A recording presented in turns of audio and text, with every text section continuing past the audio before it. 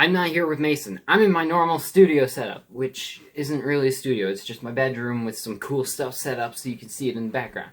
Anyways, Mason's not here. I have to do this on my own. I don't like doing these on my own, but I also do like sticking to my schedule. So, yeah. Dragon Ball. We start out Dragon Ball Evolution with a fight between Goku and Gohan. Now, the biggest thing you're going to notice that's different about this from the anime is the fact that not only is Goku a teenager now, not only is he human. Yeah, that's it. That's just a huge difference. He is a teenage human rather than a child Saiyan. And that just really sucks, but fight was entertaining, I guess, with the CGI fly going into the old man's mouth, and then Goku sliding into a fruit. But so, yeah, Goku is in class, because he's a high schooler, too. He goes to a high school.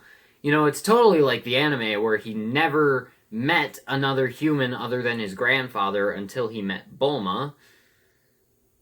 You know, that old storyline that they totally adapted into this movie. But so Goku likes a girl named Chi-Chi, who actually is a character from the anime that he does eventually get married to in the anime.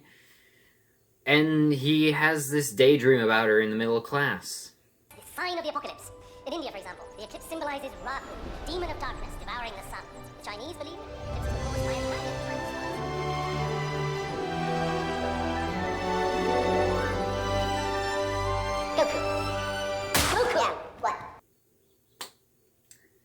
So then they go to their lockers, and they have to use credit cards to open their lockers. And then Goku opens up Chi-Chi's locker for her with his key, and then we get some flirting. Right, because there's a lot stupider names than Chi-Chi. I'm not saying that Chi-Chi's a stupid name, I'm just saying that it's not normal. Hey, I'm having a party tonight at my house. I'll be there.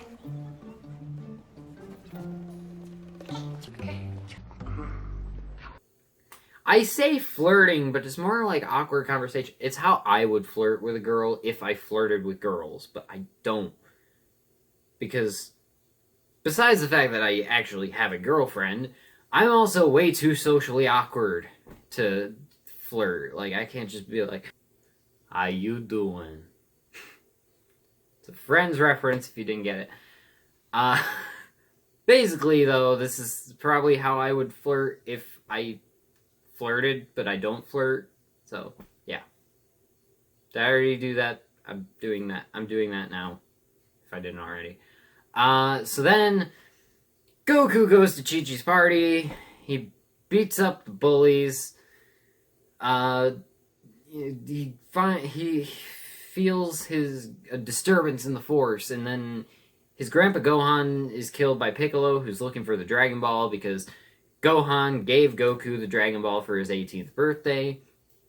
And so his grandfather's last words are to find Master Roshi.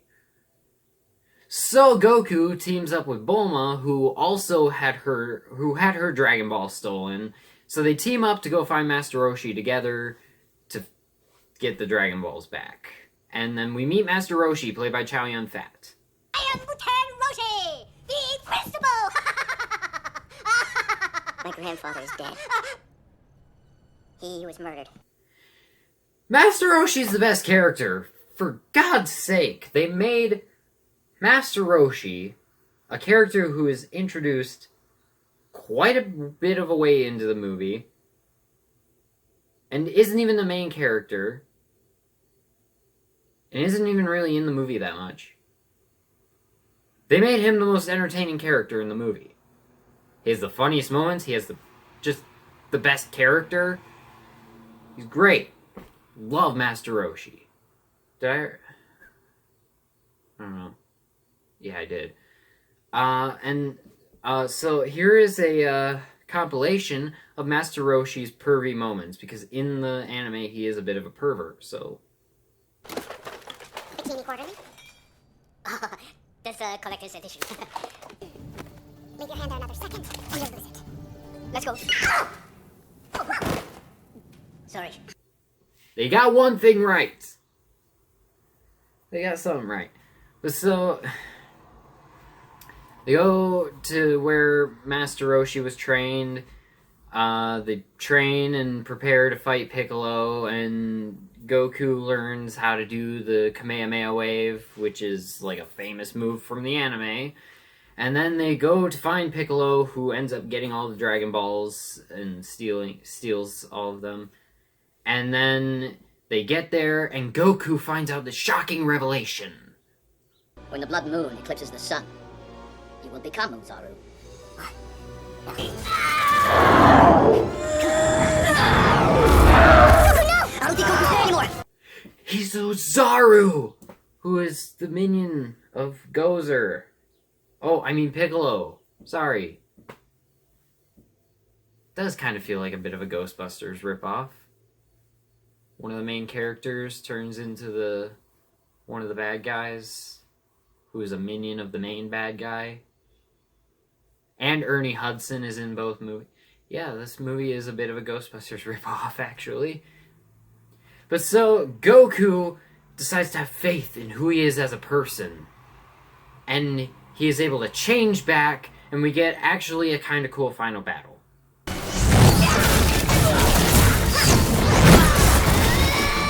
It's probably the best fight in the movie, just because it's not stupid. But so... we finally get there. The moment of truth. The final moments of the final battle. Goku summons all of his ki. And he does the Kamehameha Wave and kills Piccolo.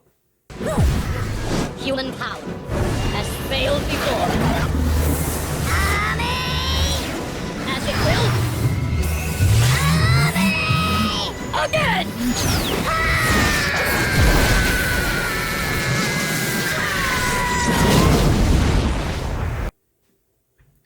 So, and the movie basically wraps up. Roshi got killed during the battle, so they bring Roshi back to life with the Dragon Balls. They don't bring Gohan back, too, just Roshi. And then, Goku and Chi-Chi, who have had, like, kind of an on and off, back and forth type of thing going on, they fight, and that's the end of the movie. Or is it? Because there's a freaking mid-credits scene. God! This movie is horrible. I'm not even a fan of the anime, and I think this movie is just garbage. And Mason, who actually knows the anime better than me, he hates the movie too. We both hate this movie. This is one of the best Funny Bad movies ever, though. It's just horrible, though. It's just one of the absolute worst movies ever made. And this really did set back anime movies quite a bit, because the only one I can think of in recent years that has actually gotten a big marketing push was Ghost in the Shell, which came out in March of this year! The first anime movie I remember that in recent memory I can remember getting a big marketing push since 2009 came out in March of this year. Tell me that isn't the retro...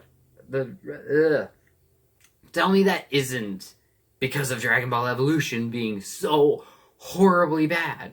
And you have other movies like The Last Airbender. Oh, that's all I can think of. That's all I can think of now. The Last Airbender, Dragon Ball Evolution, Ghost in the Shell. We have all of these bad or subpar anime movies. And then people wonder why anime movies don't do well. It's because Americans, for the most part, don't know how to translate it well. I'll give Ghost in the Shell a little bit of an edge because they actually tried to adapt the story pretty well. Same thing with Death Note, but other than those two, everything else has been pretty bad. And even then, Ghost in the Shell wasn't great. Holy crap, my vocal cords hurt from yelling a little bit. Yeah, As a movie, I'm gonna give Dragon Ball Evolution an F. Nothing is good in this movie, except maybe Chow Yun-fat as Master Roshi. As a funny bad, I'm gonna give it a B+. There's a lot more to make fun of in this movie than I put into this video. I'm sure if I ended up actually doing this video with Mason, there would have been a lot more that we would have talked about, but that's it for now, guys. Thanks for watching. Check out... I forgot to talk about this in the last 2 videos that I made. Oh, crap. Check out our Patreon.